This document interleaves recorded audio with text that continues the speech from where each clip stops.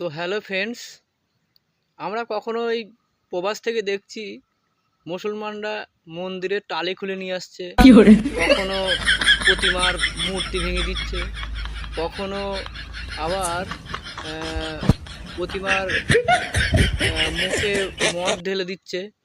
এবার নাকি মন্দির থেকে ঘন্টা খুলে নিচ্ছে। চলেন দেখা যাক ভিডিওতে।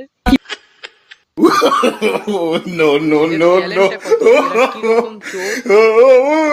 घंटा चुराने वाले 3 आरोपी ब्रजेश गौतम, प्यारे लाल और हरीश श्याम को पुलिस ने गिरफ्तार किया है। रिंकू पंडित और अरुण फरार है। आरोपियों के पास से 85 पीतल के घंटे भी बरामद हुए। देखा दोस्तों, अगर ये लोग पकड़े नहीं जाते तो सीधा सीधा इल्जाम मुसलमानों पे ठोक दिया जाता कि मुसलमान ऐसा है, मुसलमान वैसा है, मुसलमान चोर है, मुसलमान पंचर बनाता है।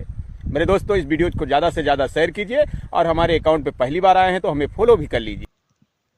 तो ভিডিওটি ভালো লাগলে লাইক শেয়ার কমেন্ট করে দিও।